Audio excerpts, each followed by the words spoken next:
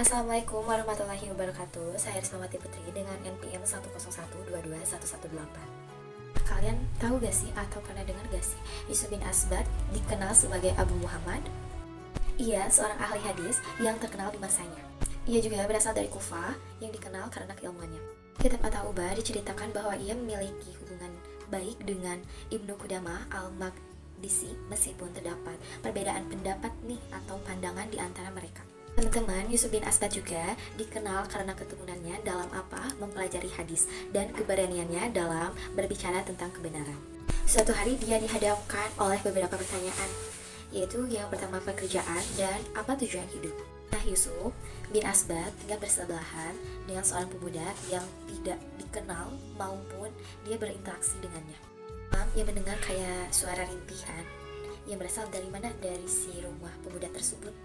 Jadi kan Yusuf itu kayak heran, terus kayak penasaran banget kenapa dia. Nah, ternyata si pemuda itu sedang beribadah dengan khusyuk.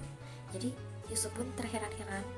Dia bertanya-tanya dalam hati, mengapa pemuda itu bisa begitu khusyuk dalam ibadah sedangkan dirinya belum bisa juga merasakan hal yang serupa dengan si pemuda tersebut. Karena penasaran, Yusuf bin Asbad akhirnya memberanikan diri untuk berbicara langsung dengan si pemuda itu tersebut. Saat ditanya pekerjaannya, pemuda itu menjawab bahwa dia itu adalah seorang penggali kubur. Yusuf heran bagaimana pemuda itu bisa beribadah dengan khusyuk dan terus menerus. Ia bertanya apakah ada hubungan nih atau ada kaitannya nih dengan pekerjaan menggali kubur. Lalu pemuda itu menjawab, selama menjadi penggali kubur, ia sering menemukan fakta mengejutkan yang dimana mayoritas mayat itu yang ia kuburkan, tubuhnya sering berpaling dari arah kiblat. Hanya sedikit yang menghadap kiblat. Karena itulah ia senantiasa beribadah dengan khusyuk dan terus memohon agar Allah Subhanahu wa taala menetapkan keimanannya hingga akhir hayat. Nah, teman-teman, Yusuf bin Asbad akhirnya yang awalnya bukan siapa-siapa sekarang berubah hidupnya setelah mengenal tetangganya seorang penggali kubur. Ia juga terinspirasi dari ibadahnya yang khusyuk dari pemuda itu yang takut imannya tidak diterima karena sering melihat mayat yang berpaling dari kiblat. Itu menggugah hati Yusuf hingga ia menempuh jalan syupi dan menjadi seorang ahli hadis dan syahid.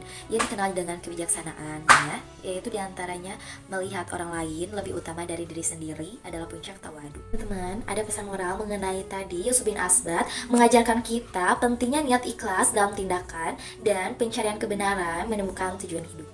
Kebenaran akan kehidupan yang sementara mendorong kita mempersiapkan diri untuk kehidupan setelah mati.